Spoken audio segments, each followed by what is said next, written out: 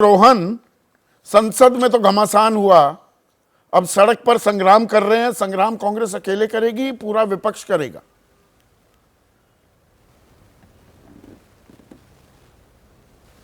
देखिए, मुझे लगता है कि जिस प्रकार से पूरे काफ़ी 10 दिन हम देखें तो जिस प्रकार से इंडिया गठबंधन की बैठक हुई, जिस प्रकार से कांग्रेस कार्य समिति की बैठक हुई, हमारा रोड मैप बहुत क्लियर है। थोड़ी निराशा जरूर हुई 3 राज्यों में, बट कांग्रेस पार्टी को मालूम है कि इस प्रकार से हमको आगे बढ़ना है। और इंडिया गठबंधन हम जब बात करते हैं तब संदीप जी 28 पार्टियों ने, सारे कयासों के बीच में 28 पार्टियां उस बैठक में जुड़ी। सब ने एक रिजोल्यूशन तय किया कि किस प्रकार से हम आगे बढ़ेंगे। सब ने एक रिजोल्यूशन तय किया कि हम बीजेपी के सामने एक साझा उम्मीदवार हर बैठक पे करेंगे। तो मुझे लगता है एक बहुत बड़ा कदम है, जब अब तो एनडीए की बात ही नहीं हो रही है। आप कह रहे थे कि इंडिया बिल्कुल अब साथ आ गया है, साथ आया कहां है?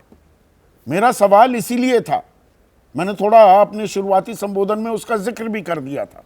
बैठ तो गए, पर दिल मिले क्या? सवाल अभी वहां पर है।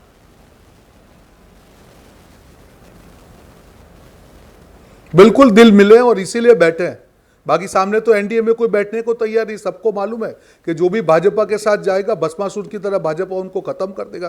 तो एनडीए तो खत्म हो चुका है। फाइट सिंपल है, बीजेपी वर्सेस इंडिया, और इंडिया को अपनी जिम्मेदारी मालूम है। और इसीलिए संदीप जी कई मुद्दे ऐसे हैं, हम भाजपा की तरह डबल बात नहीं करेंगे। कई मुद्दे ऐसे हैं जहां पे हमारी सहमति नहीं भी बनेगी, पर लार्जर इंटरेस्ट में हम सबको डेमोक्रेसी को बचाना है। संयोजक कौन हो, इसी पर सहमति नहीं बन रही। ममता बनर्जी और अरविंद केजरीवाल ने अड़ंगा लगा दिया, नीतीश कुमार नाराज है, फूफा की भूमिका में आ गए हैं वो। देखिए, किसी बैठक के बाद में आप किसी को चाचा, मामा, जीजा, मासी कहे, मुझे लगता है वो ठीक नहीं है। जिस प्रकार से बैठक हुई, एक साझा हमारा प्रेस कॉन्फ्रेंस हुई, सारे दलों ने एक ही बात की, तो जो बात आ रही है सब कहां प्रेस कॉन्फ्रेंस में कहां थे नीतीश कुमार, कहां थे अखिलेश यादव? 28 दलों,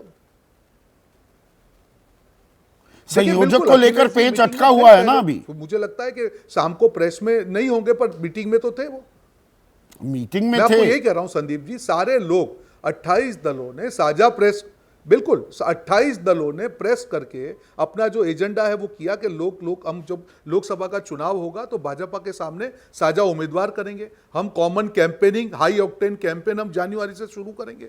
तो मुझे लगता है इससे बड़ी चीज क्या है? बाकी जो मुद्दे हैं, कौन प्रधानमंत्री बनेगा, कौन संयोजक बनेगा, नहीं, सीट शेयरिंग में भी मुद्दे सुलझा लिए। अब राम गोपाल यादव ने साफ कहा कि भाई आप लोग तो बीएसपी के साथ गठबंधन में ज्यादा इंटरेस्टेड दिखाई दे रहे हो, तो बीएसपी के साथ ही कर लो, हमें छोड़ दो, हम अपने आप चुनाव लड़ लेंगे। अब यूपी, उत्तर प्रदेश, दिल्ली की गद्दी का रास्ता वो यूपी से होके निकलता है।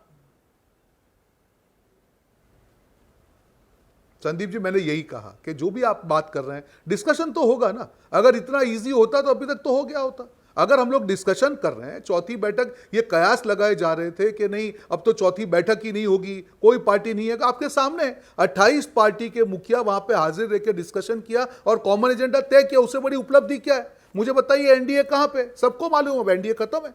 भाजपा को जब जरूरत थी, कॉमन एजेंडा आप कह रहे हैं, कॉमन मिनिमम प्रोग्राम कह रहे हैं, साझा न्यूनतम कार्यक्रम बन गया क्या? नहीं, बिल्कुल जो मुद्दे हैं हमारे, देखिए काफी मुद्दे हैं जहां पे हम किसी पार्टी से अग्री नहीं होते होंगे, काफी मुद्दे होंगे जो पार्टी हमसे अग्री नहीं होगी, तो वो तो बनाना पड़ेगा।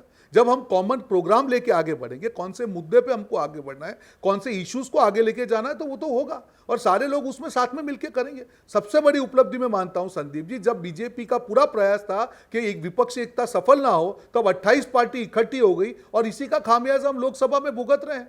आज 150 के करीब आपके जो सांसद को निलंबित किया गया। कभी संदीप जी, आप इतने वरिष्ठ पत्रकार हैं, इतने सालों के इतिहास में कभी आपने ये देखा है? और नहीं, अप्रत्याशित हम लोगों तो हम तो गृह मंत्री का स्टेटमेंट चाह रहे थे। जिस संसद के ऊपर हमला होता है, जिस संसद पे हमला होता है, आज उसके लिए जवाब मांगना। मैं उस सवाल पर आता हूं, मतलब जो भी भाजपा, वो अहम सवाल है। सस्पेंड कर दो। नहीं, जो आप ये सवाल उठा रहे हैं, ये सवाल जायज है। सस्पेंड कर दो। नहीं, वो सवाल जायज है। जैसे ही घड़ी का काटा दोपहर 2:30 पे आए, बबीता जी का दिल सास बहू साजिश के लिए मचल जाए। और ये है इनकी बहू, पूरे दिन ऑफिस की टेंशन हो जाए गॉन जब ये करें अपना फेवरेट शो फ्री टाइम पे ऑन। इनकी तरह आप भी देखें अपना फेवरेट शो अपने टाइम पर और डाउनलोड कीजिए एबीपी लाइव ऐप अपने स्मार्ट टीवी पर।